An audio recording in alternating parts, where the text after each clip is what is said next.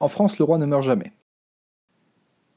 La succession royale est immédiate et automatique. Et donc, en théorie, depuis Hugues Capet, et tant qu'il y aura un prince vivant, il y aura toujours un roi de France légitime. Cela paraît peu crédible du point de vue de nos contemporains. Comment peut-on être roi sans couronne, sans royaume, sans reconnaissance? Car nous nous basons avant tout sur le droit et sur l'histoire. Tous les rois capétiens sont montés sur le trône à la seconde de la mort du précédent roi. Mais certains monarchistes nous diront que c'est le sacre qui fait roi, en reprenant et en isolant certaines citations de Sainte Jeanne d'Arc. Tout d'abord, aucun texte de la monarchie ou de l'Église n'explique cette thèse. Nous avons donc un manque de sources juridiques évident. Ensuite, il nous est aisé de contrecarrer cette posture grâce à l'histoire. Louis XVI est roi dès le 10 mai 1774, mais sacré seulement en 1775. Un exemple encore plus parlant est celui de Louis XVIII.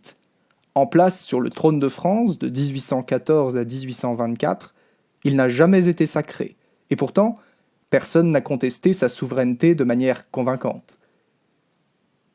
Restons sur Louis XVIII pour démontrer que même pour les esprits de l'Ancien Régime, on pouvait être roi sans en avoir la puissance ni la reconnaissance. Louis XVI est assassiné en 1793, et dès lors, les royalistes de France et les monarchies européennes reconnaissent son fils, Louis XVII, comme roi légitime. Ce n'est donc pas une lubie moderne que de prétendre qu'il existe un roi sans royaume. Et à la mort de Louis XVII, en 1795, c'est son oncle, Louis XVIII, qui prétend lui succéder de manière immédiate. Avançons dans le temps et suivons Charles X dans son exil. Il recevait encore un traitement royal de tous, notamment de Chateaubriand, qui le visitait et voyait toujours en lui le roi de France. Son tombeau ne porte pas son titre de courtoisie ou son nom de naissance, mais bien Charles X.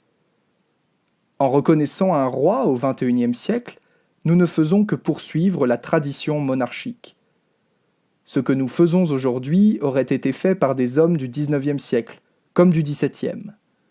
La succession est donc restée ininterrompue depuis la mort de Charles X. Elle s'enchaîne de cette manière. Louis XIX, le fils de Charles X, Henri V, le neveu de son prédécesseur, Jean III, le premier Bourbon-Anjou, Charles XI, Jacques Ier, Charles XII, Alphonse Ier, anciennement roi d'Espagne, Henri VI, Alphonse II et Louis XX. En France, le roi ne meurt jamais.